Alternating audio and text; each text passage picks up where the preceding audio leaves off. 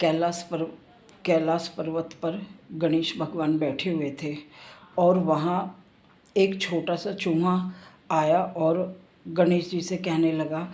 गणेश जी ने पूछा कि क्या बात है मित्र, आप इतने परेशान क्यों हों?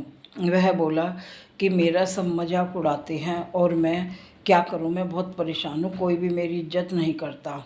गणेश भगवान कहने लगे कि ऐसा कैसे हो जाएगा, कभी कभी छोटी चीज़ भी बड़ी से ऊपर हो जाती है। और कुछ टाइम के बाद वहाँ एक जंगल में तूफान आया और बड़े बड़े पेड़ गिर गए तूफान से। उनके नीचे बड़े बड़े जानवर दब गए और वह निकल नहीं पाए, और क्योंकि उनकी जो जड़ें थी वो बहुत उलझी हुई थी, तो जानवर बड़े परेशान और पुकार रहे थे।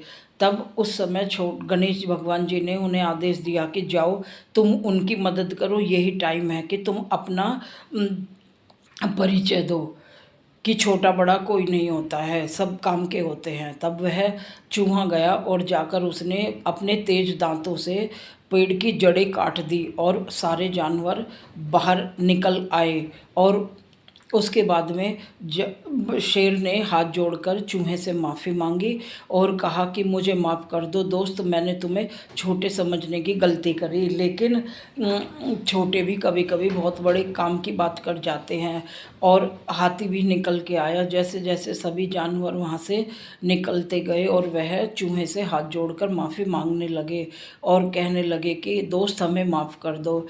फिर वह चूहा सबकी मदद करने के बाद में और वहाँ सारे जानवरों को लेकर गणेश भगवान जी के पास पर्वत पर पहुँचा, तो गणेश भगवान जी मुस्कुरा रहे थे और उन्होंने सभी जानवरों को देखा और सभी जानवर सिर झुकाकर बैठ गए। गणेश भगवान जी ने पूछा कि क्या बात हुई, तो कहने लगे कि भगवान आज हमारे से बहुत बड़ी गलती हुई, हमने मूषक को कमज़ोर समझ लिया। तो वह कहने लगे गणपति जी कि चलो कोई बात नहीं है, अगर तुम्हें अपनी गलती का एहसास है तो ये भी बहुत बड़ी बात है। उसके बाद में वह सब हाथ जोड़कर गणेश जी से चूहे से माफ़ी मांगने लगे और गणेश भगवान जी ने चूहे को अपने पास गद्दी पर बैठाया और कहा ये आज से मेरा मूसक बनेगा और इसे मूसक राज के नाम से जाना जाएगा।